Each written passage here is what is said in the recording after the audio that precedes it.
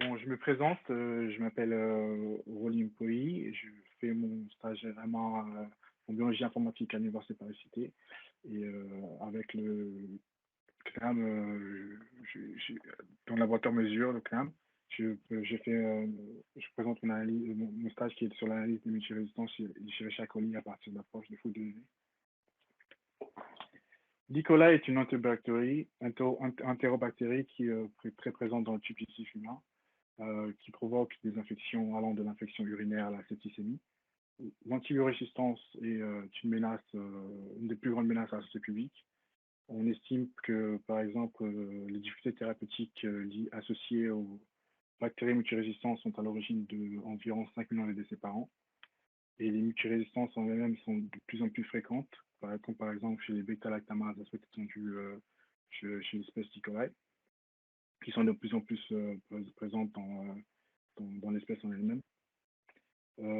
Pour optimiser les prescriptions antibiotiques et du coup de contrôler ces résistances, il est important de, de connaître et de comprendre les multirésistances, les profils de multirésistance d'E. coli. En ce sens, l'étude de Kazay et al. Intitulée Analysis of Multidrug Resistance in Staphylococcus aureus with a Machine Learning Generated Antibiogram qui propose une approche basée sur des méthodes d'apprentissage statistique qui a pour but d'identifier les profils de multirésistance, de décrire leurs caractéristiques et d'observer leur évolution temporelle. Ce stage a pour but d'appliquer l'approche proposée par Kazay et al. Au contexte d'E. coli en France, à partir de données de la base primo de prévention et contrôle de l'infection et l'établissement médico-sociaux en soins de ville par Santé publique France entre 2018 et 2021. L'interprétation des résultats devrait aider à la compréhension microbiologique de l'antivirésistance de l'E. coli. Les données proviennent du coup de la surveillance pluriannuelle des différentes résistances bactériennes par la mission Primo. Ce sont des données de prélèvement clinique recueillies dans les laboratoires de biologie médicale en ville entre 2018 et 2021. Il y a donc 4 bases de données, une pour chaque année. Et, nous avons décidé de nous limiter au type de prélèvement urinaire, car l'E. coli est une espèce présente dans les tissus humains, du coup, ce n'est pas pertinent de sélectionner d'autres types de prélèvements. Le nombre d'antibiotiques testés présents dans la base de données initiale est de 37, mais nous en sélectionnons 32 puis 30 à la suite de nos analyses. Du coup, le nombre de prélèvements utilisés pour chaque base est représenté entre parenthèses par rapport au nombre total de prélèvements disponibles dans la base de données initiale. L'âge du patient, le sexe, le type d'hébergement, le département et la région sont aussi recensés dans les bases pour chaque prélèvement. Parmi les phénotypes recensés dans les bases de données, les phénotypes de bêta-lactamase à souhait étendu, dits BLSE, sont particulièrement intéressants car ce sont des enzymes qui confèrent une résistance à une vaste gamme, qui confèrent plutôt des multirésistances par exemple aux céphalosauries de première, deuxième, troisième et quatrième génération et aux pénicillines à large spectre. Du coup, nous avons trouvé pertinent de mettre à part tous les phénotypes d'IBLSE dans une base de données. Et nous avons fait le même pour tous les phénotypes autres que BLSE afin de pouvoir comparer les BLSE et les non-BLSE et d'observer du coup l'influence des BLSE sur les résistances bactériennes d'E. coli. Voici un tableau des 37 antibiotiques testés dans la base de données initiale. À gauche, leur classe d'antibiotiques et à droite, du coup, l'intitulé de l'antibiotique ainsi que l'abréviation utilisée dans ce stage. Comme je l'ai dit auparavant, nous avons décidé du coup de supprimer 5 antibiotiques suite à une première analyse des données initiaux. Du coup, les antibiotiques supprimés sont un mix entre la ticarcécine et l'acide calcanique, le tigésilicine, le cholésticine, la et la céphaloxime, car ces antibiotiques ont été supprimés car ils ne sont testés par moins de 10% des prélèvements cliniques dans les bases de données. Et du coup, c'était très peu pertinent de les garder pour nos futures analyses. Du même fait, parmi dans la base de données qui regroupe tous les phénotypes dits BLSE, nous avons décidé de supprimer deux autres antibiotiques que sont l'amoxicilline et l'ampicilline car ils sont très résistants résistent naturellement, les BSE résistent naturellement à ces antibiotiques-là et du coup, c'est pas très pertinent de les observer dans nos analyses futures. Les méthodes utilisées dans ce stage sont les suivantes: une analyse descriptive de l'antibiotique résistance chez coli, un test statistique d'indépendance, un réseau d'antibiotiques des associations positives de résistance bactérienne. Pour la première méthode, elle consiste à calculer le nombre de souches testées résistantes à chaque antibiotique ainsi que leur fréquence de résistance de chaque antibiotique pour chaque prélèvement. Et ensuite de décrire le profil de multirésistance en identifiant ces profils-là et en les visualisant par la suite.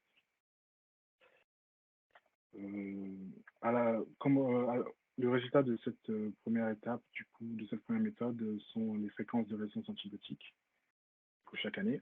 On remarque que les résistances antibiotiques sont stagnantes par année, restent au même niveau, mais néanmoins, on peut observer que pour plus de la moitié des antibiotiques, au moins 10% des prélèvements résistent à cet antibiotique-là, ce qui souligne l'importance des bonnes pratiques de prescription afin de ne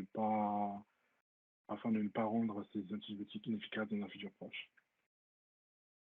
En ce qui concerne la comparaison des fréquences de résistance à chaque antibiotique entre les BLSE et les non-BLSE, on remarque que les fréquences de résistance antibiotiques des BLSE sont de manière générale beaucoup plus élevées que les fréquences que ceux des non-BLSE en 2018.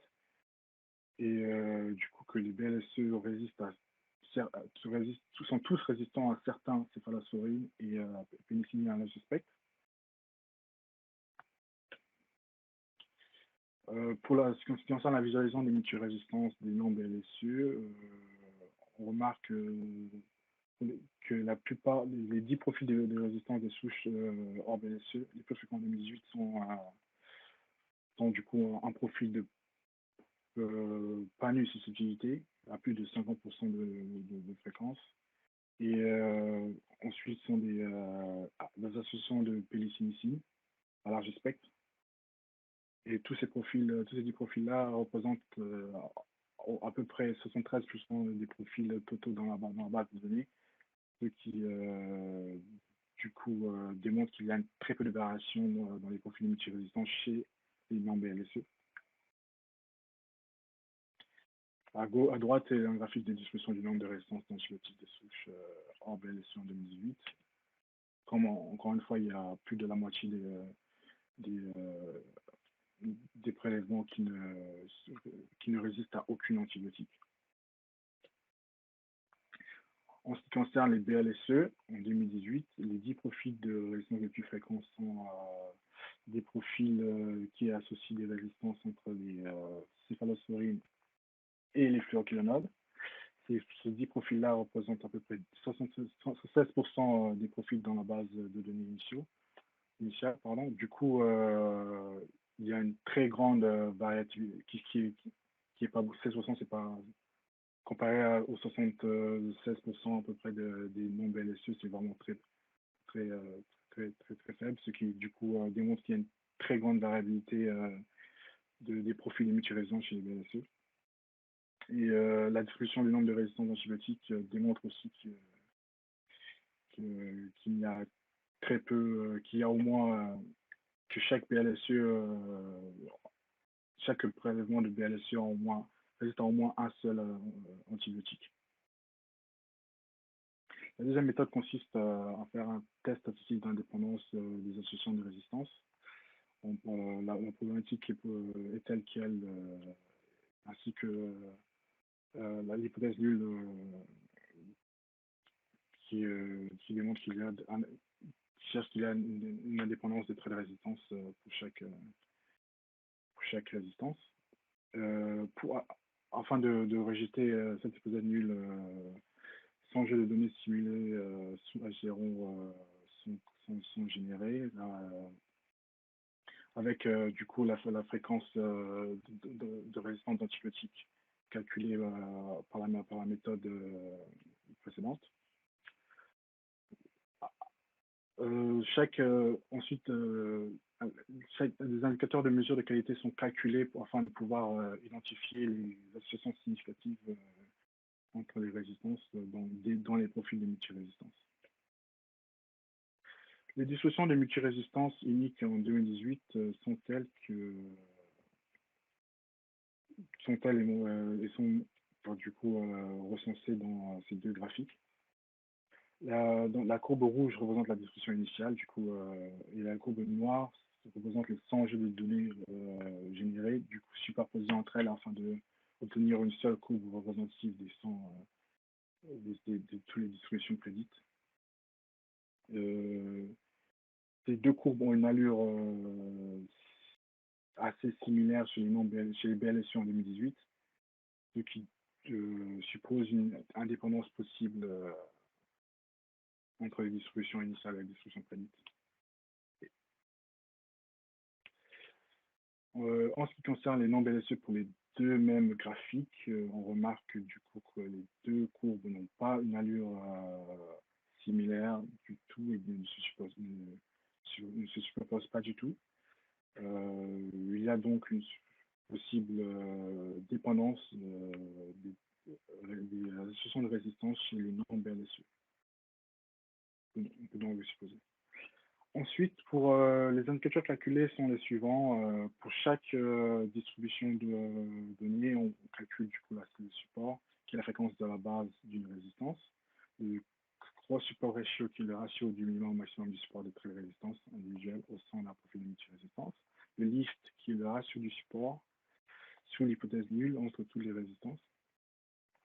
Ces deux ratios, le CSR et le lift, du coup, on suggère sur une association positive ou négative des associations de résistance.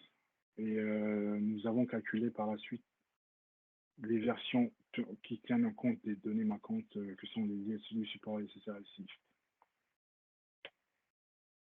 Afin d'identifier les associations significatives, nous utilisons l'algorithme a priori, qui est du coup un algorithme qui utilise des techniques d'apprentissage pour trouver toutes les associations de résistance dans la base de données en respectant un support minimum qui est du coup un seuil qui est donné et que l'algorithme ne gardera qu'une association qui est du coup une valeur de support supérieure à celle à la valeur seuil donnée. Après avoir recensé toutes les associations grâce à l'algorithme d'a priori, nous allons du coup obtenir des p-values pour chaque indicateur de mesure calculé du coup en faisant en créant encore 100 jeux de données simulés, en faisant des distributions, en calculant leur indicateur calculé pour chaque jeu de données simulé pour pouvoir obtenir des distributions et pour pouvoir obtenir des p-values de ces mêmes indicateurs. Ensuite, nous pouvons par la suite appliquer les deux filtres. Un filtre de l'IGCCR qui du coup qui consiste à ne garder que les valeurs de p-value inférieures ou égales à 0,05 et ensuite faire un filtre du bootstrap du CLIFT qui du coup résulte avec des valeurs de CLIFT pour chaque percentile et du coup de filtrer les valeurs de CLIFT inférieures ou égales à 1 au percentile 2,5 et supérieur ou égal à 1 au percentile 97,5. Les associations de résistance conservées à la suite des isomorphites sont du coup des associations positives de résistance qui du coup rejettent l'hypothèse nulle et du coup sont des associations de résistance dépendantes entre elles. Voici le tableau du nombre d'associations relatives entre résistances pour chaque année après chaque filtrage de nos associations. Pardon. Je rappelle que différents seuils ont été utilisés pour pour les BLSE et pour les non-BLSE. 1 sur 30 pour les BLSE et 1 sur 100 pour les non-BLSE. Ces valeurs de seuil sont des valeurs arbitraires qui ont été choisies à cause de la limitation de notre support informatique, car la taille des données nécessite une très grande mémoire et une très grande performance afin de pouvoir faire les distributions et les calculs demandés par l'algorithme a priori. Les années manquantes, par exemple, comme celle de 2019 pour les BLSE et les 2021 pour les non-BLSE, sont dues à un trop grand nombre de valeurs non attribuées dans les bases. Et cela devrait être du coup arrangé par la suite en étant un peu plus sélectif sur la sélection de nos antibiotiques. La dernière méthode consiste à la création de réseaux d'antibiotiques des associations positives de résistance bactérienne. Du coup, c'est une visualisation de tous les associations qui du coup rejettent l'hypothèse nulle et qui sont dépendantes entre elles. Et, une comparaison des réseaux BLSE et non BLSE sera faite afin de pouvoir conclure ou pouvoir interpréter sur l'influence des BLSE sur les non BLSE par exemple. Voici du coup le premier réseau d'antibiotiques des BLSE en 2018. Chaque nœud représente un antibiotique avec l'abréviation de cet antibiotique écrit sur le nœud. La couleur du nœud représente la classe d'antibiotiques des antibiotiques. Du coup, chaque antibiotique qui est de la même classe ont la même couleur. Le diagramme circulaire présent dans chaque antibiotique a 3 couleurs différentes. La couleur qui est pareille à la classe de l'antibiotique représente du coup la proportion de résistance de cet antibiotique. La couleur blanche dans le diagramme circulaire représente la proportion de valeurs non attribuées par les prélèvements de cet antibiotique. Et la couleur grise représente du coup la proportion de susceptibilité de cet antibiotique par des prélèvements de cet antibiotique. Pardon. Une association du coup est une ligne qui réunit des nœuds. Je rappelle qu'un C-list supérieur à 1 du coup signifie une association positive et du coup les associations négatives de valeurs de C-list inférieures à 1 ne sont pas représentées dans ce réseau d'antibiotiques. La couleur, plus la couleur de la ligne est sombre, plus le C-list, plus l'association positive est significative. Plus la largeur de la ligne est grosse, plus cette association est fréquente dans les réseaux d'antibiotiques. En ce qui concerne les réseaux d'antibiotiques des BLS en 2020, il y a une nette augmentation du nombre moyen des associations entre les résistances. Il y a beaucoup d'associations de résistance connues très fréquentes, par exemple les associations entre les céphalosporines et les associations et les fluoroquinolones sont très représentés chez les BLSE. En 2021, il y a une petite baisse de la fréquence des associations. Et il y a une association qui apparaît qui est assez péculière, qui est celle de la gentamicine avec le mix de l'amoxicilline et l'acide clavulanique des cystites, qui est du coup qui peut-être est une nouvelle résistance acquise des BLSE en 2021. En ce qui concerne les non-BLSE, pour le réseau antibiotique des non-BLSE en 2018, il y a beaucoup moins d'associations significatives, ce qui est expliqué par les BLSE ayant déjà beaucoup moins une proportion de résistance beaucoup moindre au BLSE et beaucoup moins des associations significatives car il y a très peu de diversité dans les profils de multirésistance. En 2019, il y a encore moins d'associations et la seule association significative relevée est l'association entre l'amoxicilline et l'ampicillicine, qui sont des associations de la même classe des pénicillines à large spectre. Cela est expliqué par, encore une fois, une très faible proportion de résistance, comme on peut le voir dans les diagrammes circulaires qui sont, du coup, pour la plupart des antibiotiques, gris ou blancs. Et en 2020, il y a encore une fois une seule classe d'antibiotiques résistantes, les pénicillines à large spectre. On remarque que pour toutes ces années, les associations des pénicillines à large spectre sont les plus significatives, ce qui voudrait dire, on répète que je rappelle que ces associations, les résistances aux pénicillines à large spectre sont l'une des associations les plus représentées dans les PLSE. Ce qui voudrait dire qu'il y a une possibilité d'échange génétique entre les BLSE et les non-BLSE, d'où la nette augmentation, la significativité de l'association de résistance chez les non-BLSE des pénicillines à large spectre. Pour conclure, ce stage a démontré l'application possible des approches de Caser au contexte d'E. coli en France. Elle a comme avantage d'avoir des méthodes efficaces et automatisées afin d'observer l'évolution de l'antivirusance en France. Les interprétations possibles concernent les résistances naturelles et les résistances acquises, notamment chez les BLSE et chez les non-BLSE.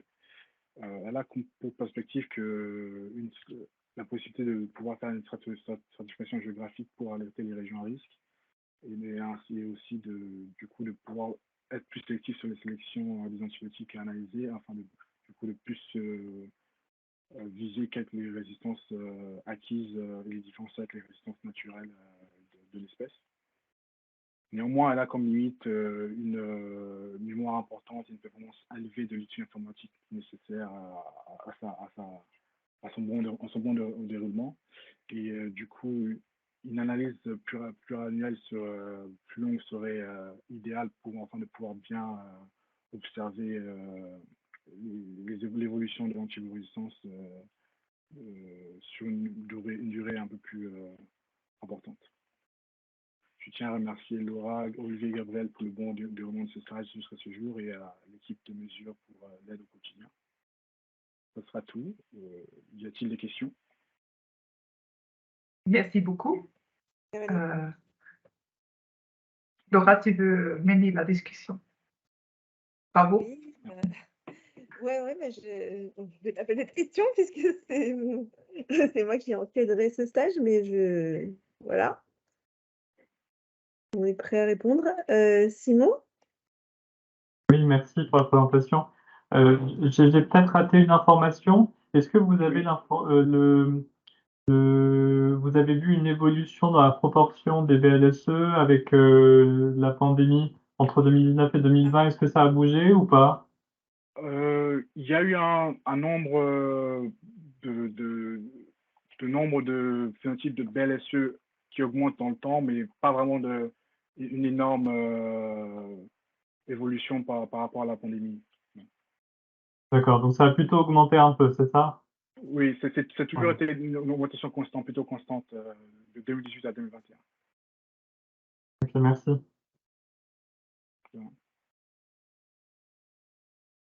Ah non?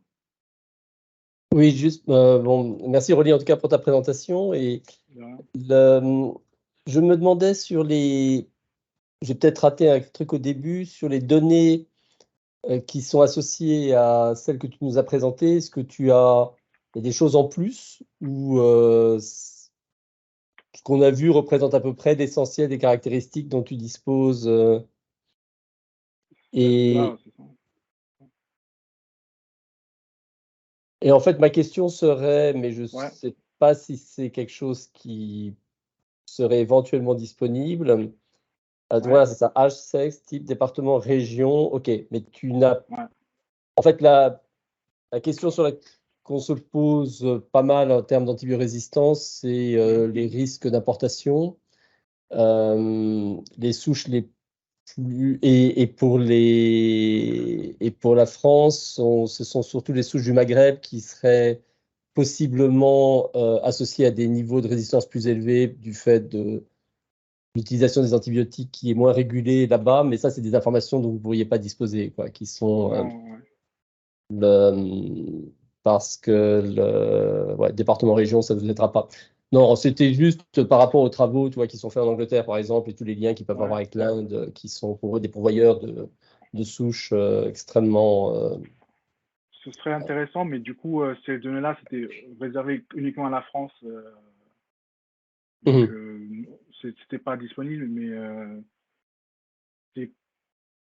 si il y a possibilité d'avoir ces données-là, par exemple en Afrique du Nord ou en Angleterre, ça serait possible de pouvoir directement les comparer avec c'est compliqué parce que tu vois, tu sors des données de base que ceux dont on dispose, c'est des données minimum démographiques et là on rentre dans des données qui relèvent plus du questionnaire et quelquefois aussi donc je pense voilà. Donc c'était juste pour savoir par rapport à la pertinence que ça peut avoir sur les risques d'introduction qui sont assez problématiques, mais je comprends assez bien que tu puisses pas y avoir accès.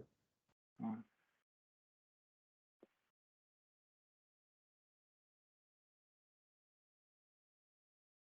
Dites, je suis désolée, j'avais été coupée, hein, j'ai loupé quasiment toutes les questions. Je viens juste de revenir. Oui, ta connexion semble être un peu faible, mais bon. Ouais. Oui, juste une question. Alors, il a été mentionné que donc c'est dans le contexte pour donner l'appui aux antibiogrammes ultérieurement. Donc, et pour donner alerte, j'ai aussi entendu le mot alerte. Donc là, c'est vraiment la perspective de si jamais on ne peut pas tester tous les antibiotiques, ce qui est, je crois, en clinique est effectivement un peu difficile de faire un antibiogramme aussi exhaustif, d'aller vers certains antibiotiques marqueurs et sur la base de ce genre d'analyse, donc aussi donner une alerte sur quel autre antibiotique serait à éviter ou quel autre antibiotique pourrait être utilisé. Exactement. Ça peut, du coup, on peut pouvoir faire des interprétations sur les prescriptions d'antibiotiques à la suite de ces analyses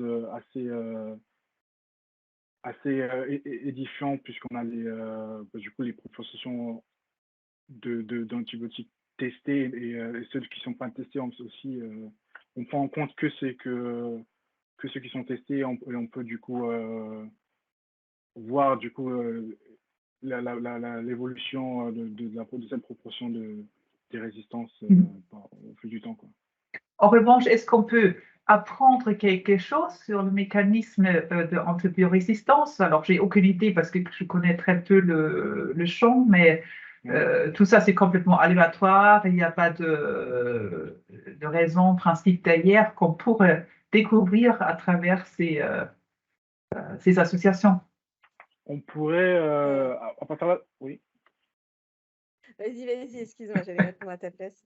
On pourrait du coup identifier tout ce qui est les résistances, on peut dire acquises par rapport qui découlent d'un échange de génétique, par exemple, de plasmides entre des phénotypes qui résistent à ce type d'antibiotiques-là, par exemple les BSE et des phénotypes qui du coup ont moins de résistance naturelle chez la même espèce, quoi. Et c'est ça que du coup les réseaux d'antibiotiques peuvent démontrer. Et si du coup élimine tout ce qui est, on sélectionne tout ce qui est, du coup, on ne sélectionne que les antibiotiques qui n'ont pas de résistance connue. On peut directement, au travers des réseaux qui sont développés, voir que les résistances qui sont du coup significatives sont des résistances qui sont acquis au fil du temps et qui n'existaient pas naturellement pour ces phénotypes-là. Si juste je peux apporter un complément quand même. Enfin là, c'est un stage qui a été co-encadré avec à la fois les gens qui font la surveillance, enfin cette surveillance-là en ville, et puis des microbiologistes. Mais on est plus dans une logique ici où la microbiologie vient éclairer les résultats plutôt que nous venir aider éclairer les microbiologistes. Hein. C'est vraiment des outils qui servent à guider, comme tu disais tout à l'heure, Judith, à guider la prescription, et venir en appui ou en aide à la prescription en clinique, plutôt qu'à venir apporter des nouvelles pistes microbiologiques. Et pareil, par rapport à la question que j'ai devinée tout à l'heure, là, ce ne sont pas forcément des outils qui vont nous permettre de lancer des alertes pour l'arrivée d'un nouveau clone ultra résistant, par exemple, en France, parce que en fait, il y a tous ces filtres que Rolly vous a présentés qui, en fait, ne conservent que des associations de résistance qui sont suffisamment fréquentes et présentes dans la base. Donc, si c'est quelque chose de très émergent, en fait, on ne va pas le voir là.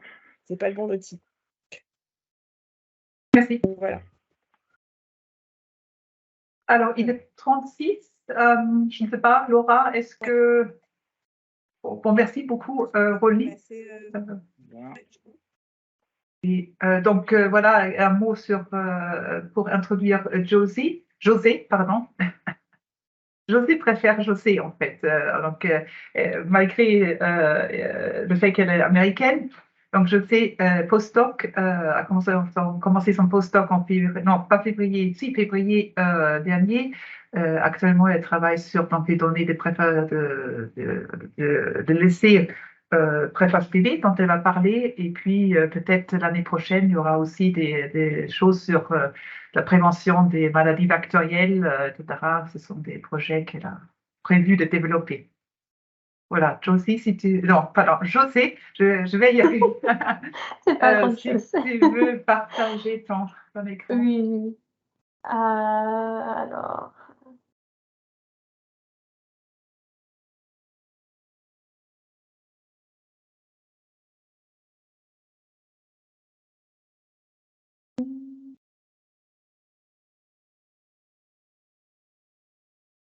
Alors, vous voyez la présentation?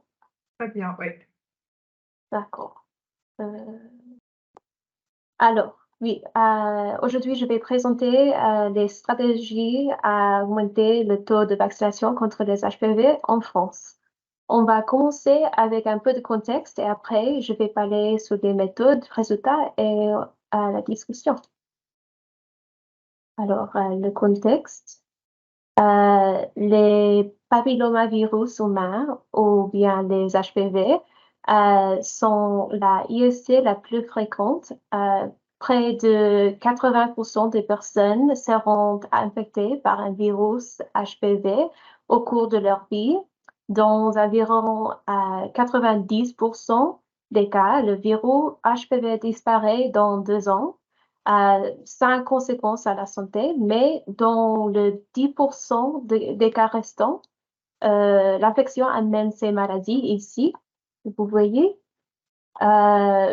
presque 100% des cas de cancer du col de l'utérus sont attribuables à une infection HPV. Alors, si on pourrait éviter l'infection de 12 types à haut risque, qui sont les plus carcinogènes, on pourrait prévenir la plupart des cas de cancer du col de l'utérus. Et heureusement, il y a une vaccination contre les HPV. Elle est introduite dans l'année 2006. Elle a une très bonne efficacité en France et presque tout le monde s'est recommandé à vacciner des adolescents entre les âges de 11 à 14 ans, mais on pourrait se faire vacciner plus tard aussi.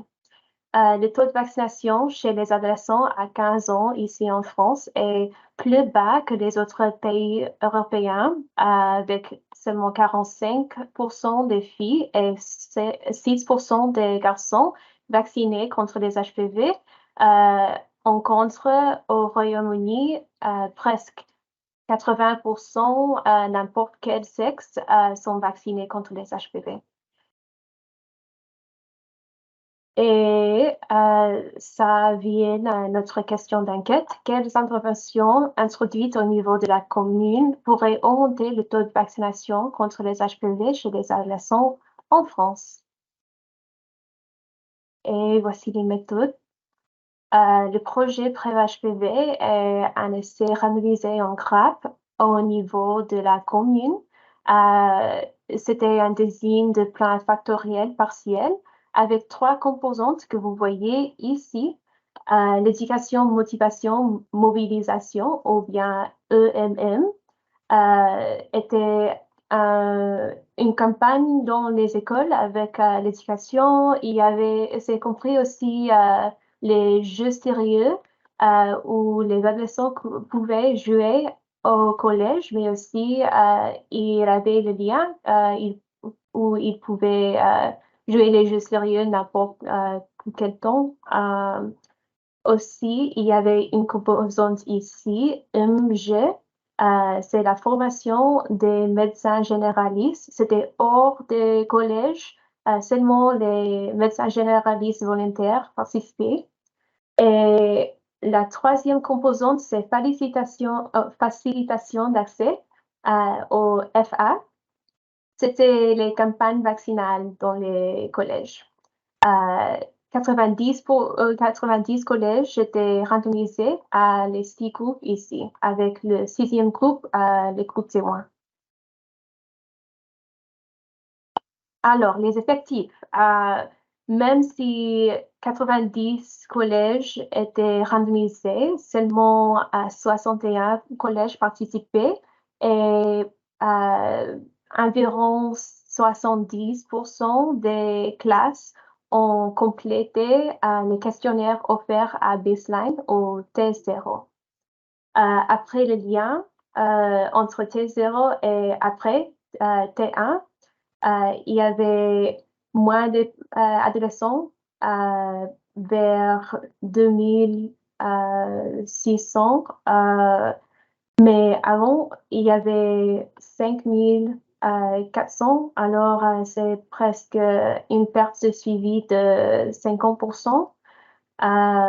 Et aussi chez les parents, il y avait plus de participants à T0, mais il y avait très peu de parents où on pouvait faire un lien entre les 2 questionnaires.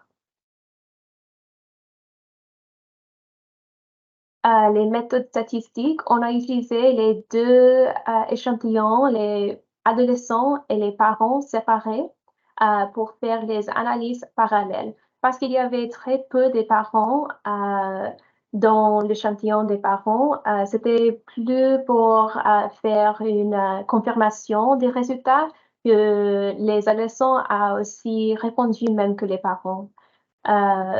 La variable expliquée était une nouvelle vaccination ou bien une première dose de la vaccination contre les HPV à T1.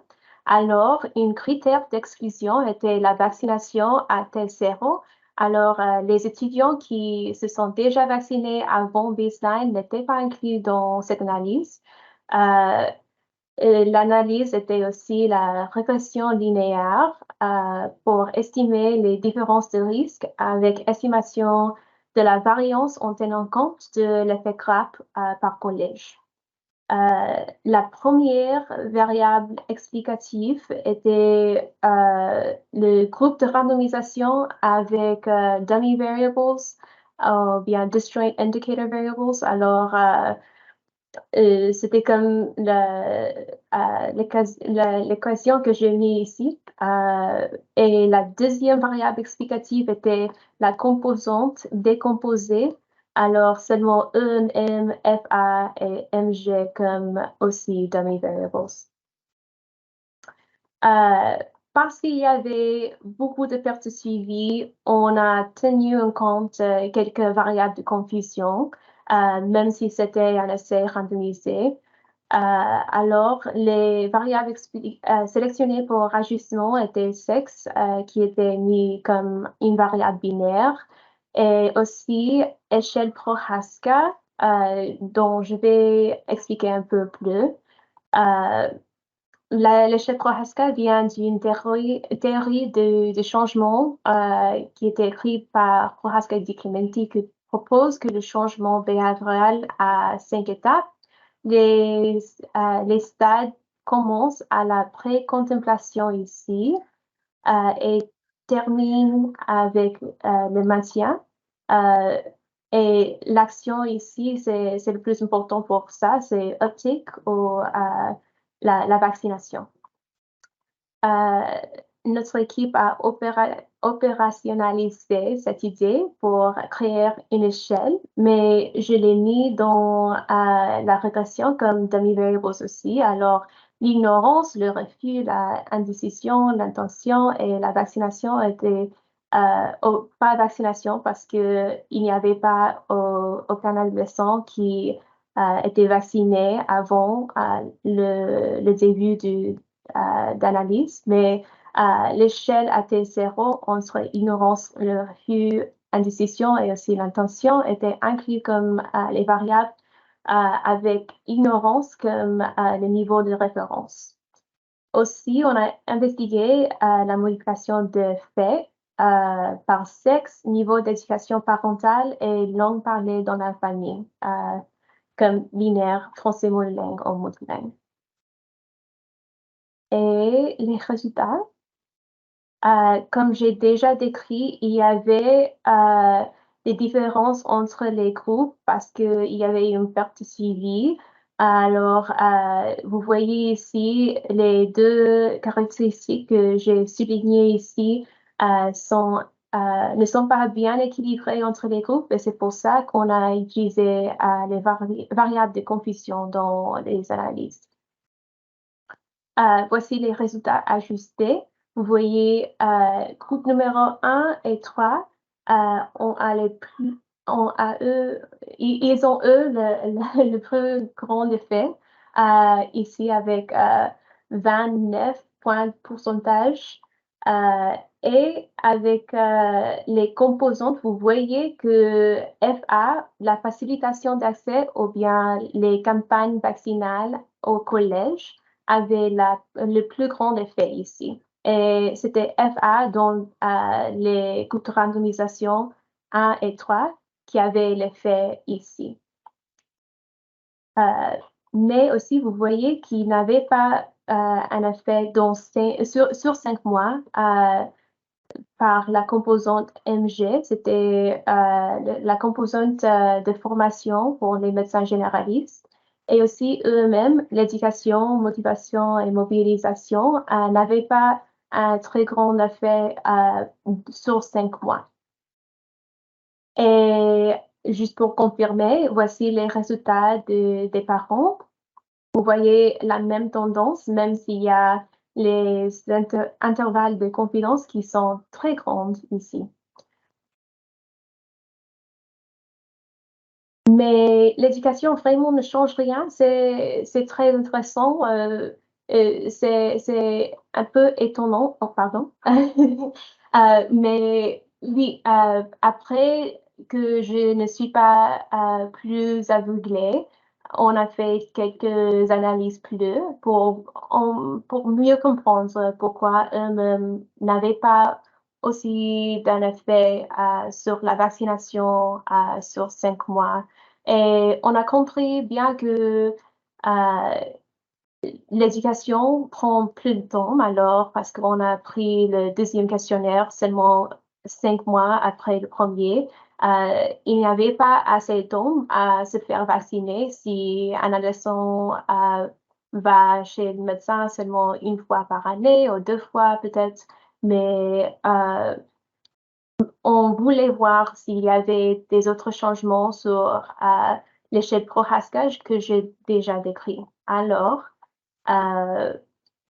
ici, vous voyez, même si le texte ici est très petit, je vais décrire en bas ici, vous voyez ignorance. Ici, en vert, le refus. En bleu, indécision. Et violet, c'est l'intention. Et quatrième ici, c'est vaccination ou uptake. Et ce sont les groupes eux-mêmes sans FA et ici eux-mêmes avec FA.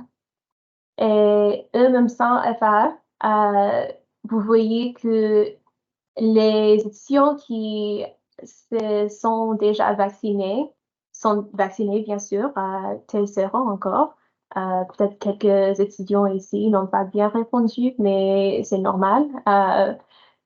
Et vous voyez que quelques étudiants qui avaient l'intention, maintenant se sont vaccinés à T0, mais la plupart ont toujours l'intention de se faire vacciner, mais ne se sont pas vaccinés sur les 5 mois. Et il y a quelques autres changements. Par exemple, il y a des étudiants qui ont refus à T0, mais maintenant, à l'indécision ou bien à intention, aussi, il y a presque très peu des étudiants maintenant qui sont dans le groupe ignorance ici. La plupart maintenant sont dans une autre groupe ici. Le refus, c'est pas quelque chose qu'on veut, mais c'est mieux que l'ignorance peut-être. Ici, eux-mêmes avec FA, vous voyez que la tendance est pour la vaccination. Il y a beaucoup d'étudiants qui avaient indécision ou l'intention qui maintenant se sont vaccinés parce qu'il y avait des campagnes dans les collèges. Mais aussi, vous ne voyez pas aussi autant des étudiants qui ont l'intention ici, même si c'est avec eux-mêmes ici, vous voyez plus des étudiants avec l'intention, mais qui n'avaient pas peut-être l'opportunité de se faire vacciner encore.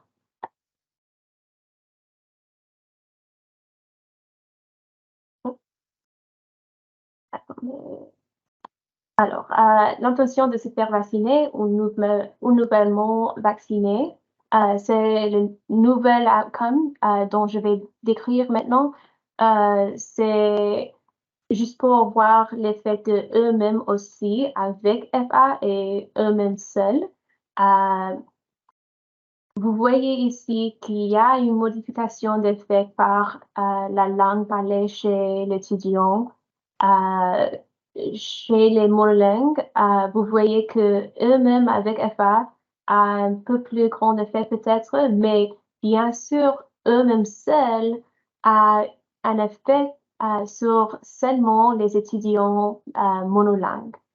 Ça veut dire que peut-être les étudiants monolingues ont bien reçu les infos et peut-être les parents sont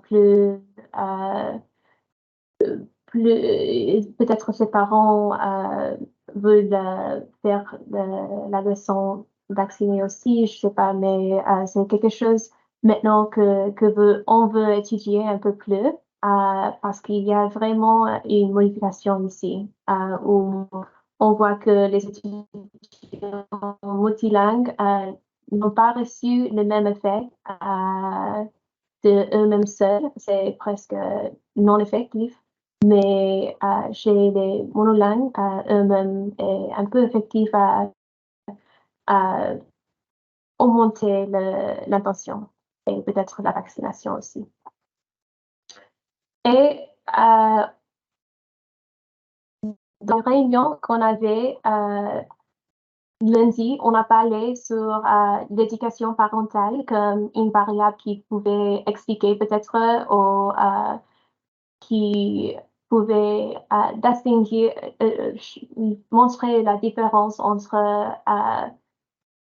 plus des strata. Mais même si un étudiant a un parent qui a un niveau d'éducation plus du bac, si l'étudiant est multilingue, ça n'importe beaucoup. Il n'y a pas une grande différence ici. Si l'étudiant est multilingue et si le parent a un niveau d'éducation plus du bac ou moins du bac, c'est pas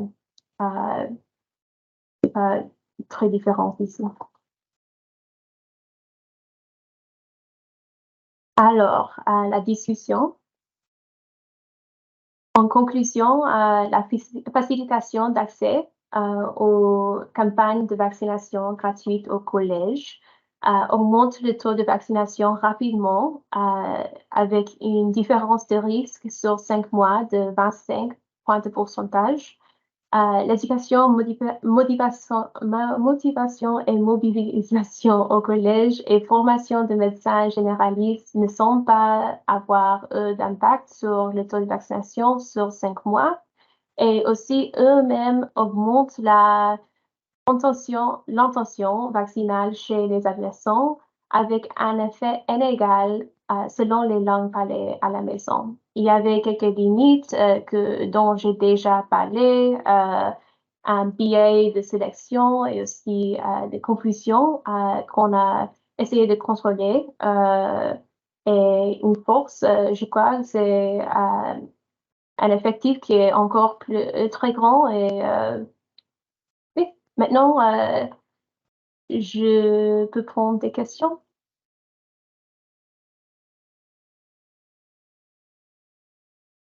Merci beaucoup. Je aussi.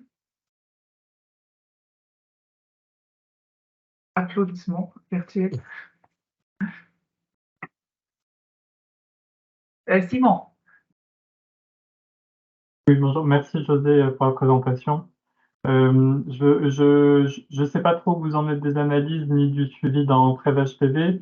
Je suppose que vous avez des points de suivi au-delà de 5 mois, c'est ça?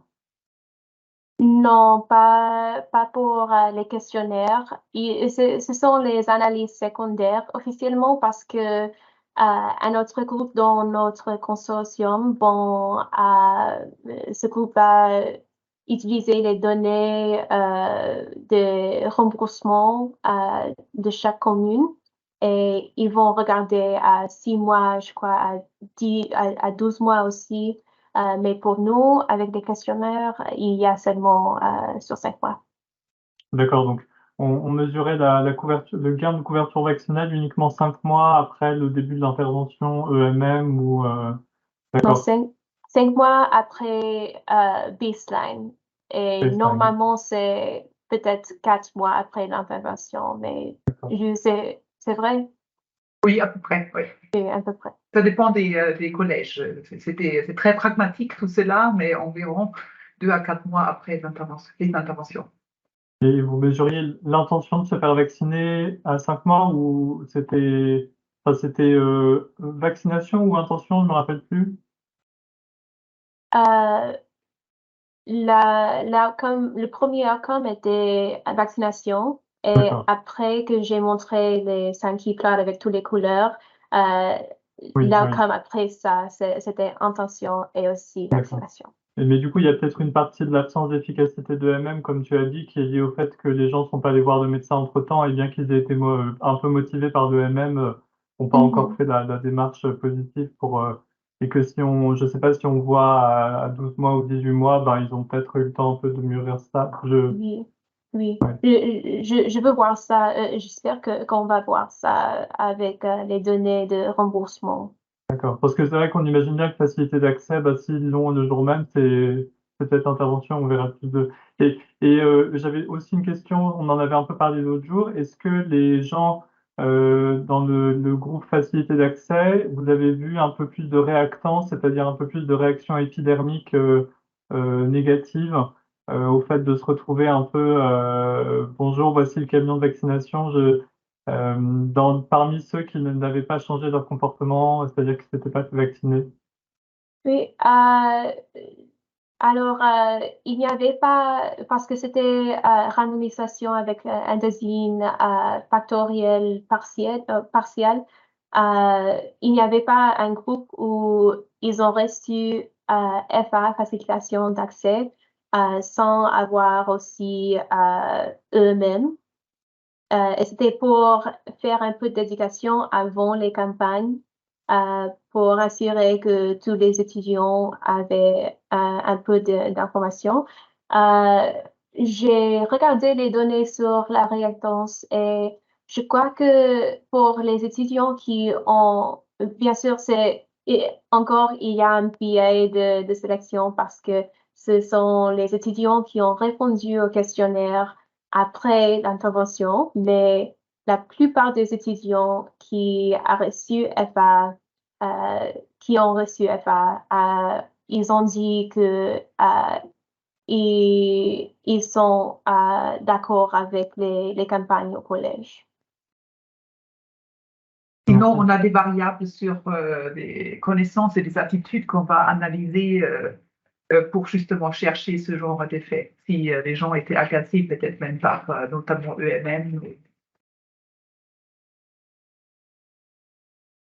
Kevin, Lucia, pardon, Lucia. Merci Josie, merci pour cette présentation super intéressante. J'avais une question par rapport au schéma Prochaska où on voit les lignes de couleur sur l'intention et puis finalement l'outcome qu'on avait à T1.